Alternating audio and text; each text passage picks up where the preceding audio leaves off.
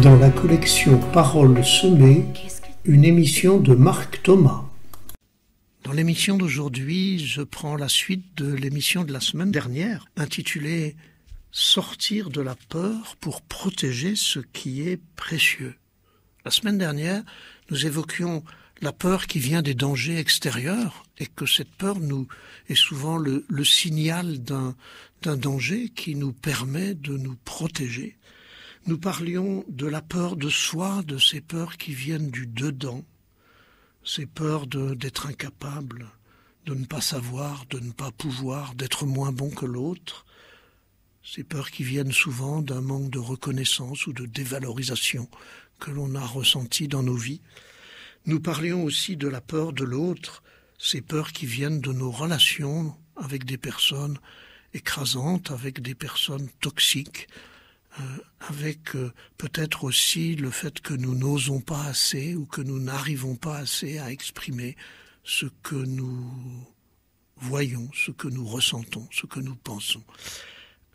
Et la manière de se protéger de tout cela, c'est toujours d'abord d'accueillir sa peur, d'essayer de l'identifier, pas pour se laisser envahir, mais plutôt pour la décrire de l'extérieur, et pour pouvoir en sortir. Et en sortir en découvrant que nos peurs nous révèlent souvent ce qui est précieux en nous. Elles viennent protéger ce qui est précieux. Plutôt que de me centrer uniquement sur ma peur, je peux décentrer un peu mon regard et aller chercher qu'est-ce qui est précieux en moi et que j'ai peur de perdre. Aujourd'hui, sortir de la peur, c'est toujours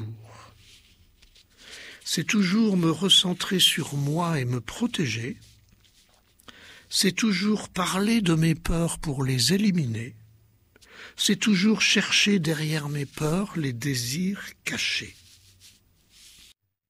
Me recentrer sur moi et me protéger. Plus tu rumines sur l'autre, plus tu dénonces et plus tu t'intoxiques toi-même. En ressassant, tu deviens comme l'avalanche. Tu ramasses sur ton passage tout ce qui fait grossir ta rancœur, ta colère ou ta haine, et tu t'enfouis dans l'avalanche qui détruit plutôt que de traiter la blessure d'origine. Sors de la rumination en te recentrant sur tes besoins, plutôt que de t'exciter sur l'autre, plutôt que d'alimenter ton stress sur ce qui peut arriver, plutôt que de répéter en boucle ta peur, ce qui s'est passé, les méchancetés, les horreurs. Plus tu les fais, plus tu fais cela, plus tu les amplifies. Plutôt que de faire ça, recentre-toi sur tes besoins de protection, de paix, de soutien, de repos, de trouver des alliés, etc. Tes vrais besoins sont toujours légitimes. Au lieu de nourrir ta peur, cherche comment satisfaire tes besoins. Tu as besoin de repos ? Quand prends-tu un temps de pause, rien que pour toi ? Tu as peur de ne pas savoir parce que tu n'as pas de soutien ? Ah bon, tu as besoin de soutien ? Cherche qui peut te donner un coup de main. Sois pour toi-même comme des parents sont pour leurs enfants, toujours prêts à les protéger en cas de danger, à les nourrir quand ils ont faim. Protège-toi pour te déplacer dans la vie comme quand tu mets une ceinture en voiture. Il y a des risques dans la vie, il y a des risques sur la route. Tu mets une ceinture pour te protéger. Protège-toi dans les tempêtes relationnelles comme tu protèges ta maison avant un cyclone.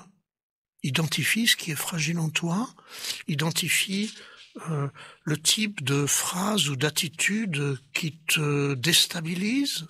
Et une fois que tu sais ça, pars à la rencontre de l'autre en te disant « mais si l'autre me dit ce type de phrase, ça parle d'abord de lui et je ne vais pas prendre ça sur moi. » Il y a tellement de gens qui me disent ça quand je les écoute. J'ai pris sur moi, mais tu n'as pas à prendre sur toi ce qui appartient à l'autre. Tu n'as pas à prendre sur toi la colère de l'autre. Si l'autre est en colère, c'est parce que lui ne supporte pas des choses. Il peut te demander pourquoi tu ne lui as pas donné. Il n'a pas le droit de te dire d'emblée que tu es un méchant, que c'est de ta faute et que tu vas payer. S'il te dit ça, ça parle de sa colère. Ça ne parle pas de toi. Protège-toi. S'il te dit ça, retire-toi en disant « Je veux bien reparler de ça avec toi le jour où ta colère se sera atténuée. » Au lieu de prendre sur toi ce que l'autre exprime, rappelle-toi que ses réactions parlent de ce que lui vit à l'intérieur et qu'il est plus facile de chercher un coupable à l'extérieur que de réparer ce qui est abîmé en soi. Deuxième piste, parler de mes peurs pour les éliminer. Si tu gardes tes peurs à l'intérieur pour les traiter, tu risques de tourner en rond et de te contaminer. C'est un peu comme quand tu as mangé quelque chose de très mauvais. Il n'y a que quand tu auras vomi que tu iras bien. Parfois, quand on avale un poison, il faut aller à l'hôpital pour faire un lavage d'estomac. Parce que si on garde à l'intérieur, ça pollue tout et ça met notre vie en danger. Alors si tu gardes tes peurs à l'intérieur sans jamais les sortir, si tu gardes tes colères à l'intérieur sans jamais les sortir, tu risques toi aussi de devenir irritable, agressif, destructeur. Et de toute façon, ces peurs vont laisser en toi des traces non cicatrisées, prêtes à ressurgir, comme une mémoire traumatique qui se réveille à chaque situation semblable. Alors, comme je l'ai dit déjà dans l'émission précédente, sors du traumatisme en mettant des mots sur les mots. Seule la parole peut traiter les résurgences de la peur. En présence d'une personne bienveillante qui n'est pas là pour te conseiller, ni pour te dire ce que tu dois faire, mais pour accueillir tes mots, pour te permettre de les sortir de toi, jusqu'à ce que, libéré du trop-plein et du toxique, tu retrouves en toi la force et les moyens de te relever. Quand des personnes vident leur souffrance, chez moi, dans mon cabinet d'écoute, lorsqu'ils vident leur souffrance, lorsqu'ils la déposent à travers des mots, ils vident leur souffrance à travers des larmes, des mots, parfois des gestes, ensuite, le calme revient. Le poids qu'ils portaient n'est plus là.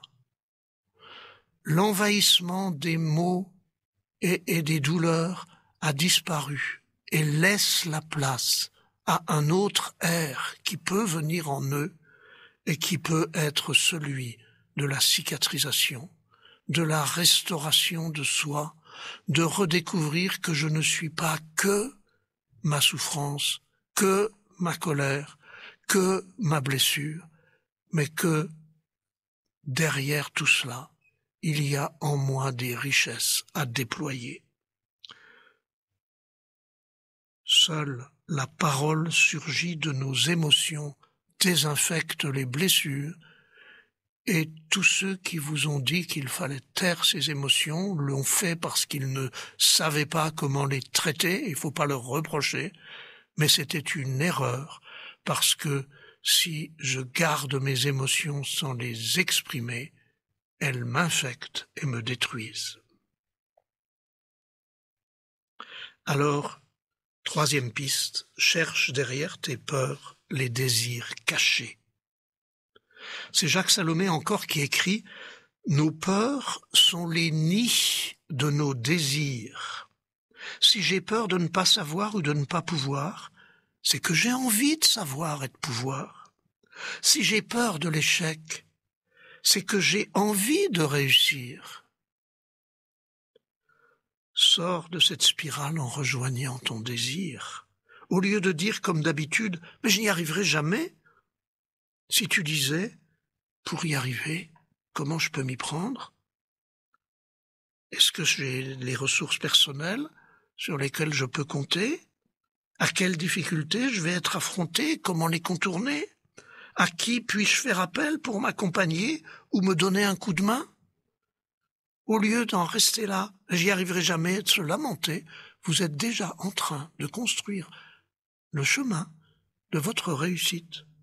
Je peux essayer, j'y arriverai peut-être pas du premier coup, mais j'ai cette capacité de m'entraîner, comme le sportif n'arrive pas du premier coup à être champion du monde, mais il a la capacité de s'entraîner. Aung San Suu Kyi, résistante birmane qui fut présidente et puis qui a à nouveau été déposée par un pouvoir autoritaire, écrit ceci: « Les courageux ne sont pas ceux qui n'ont pas peur, mais bien ceux qui, avec et malgré leur peur, font ce qu'ils croient juste. » Alors il s'agit d'apprivoiser la peur. Si nous ne nous laissons pas envahir, la peur nous avertit du danger. La peur nous protège en nous rendant vigilants. La peur nous signale ce qui est précieux pour nous. La peur révèle les traces de traumatismes anciens prêts à être traités. Comme le Petit Prince et le renard, la peur nous permet de nous apprivoiser, d'avancer avec délicatesse vers l'autre et vers le monde en préservant notre intégrité. La peur ne nous envahit plus, nous l'avons transformée en tremplin.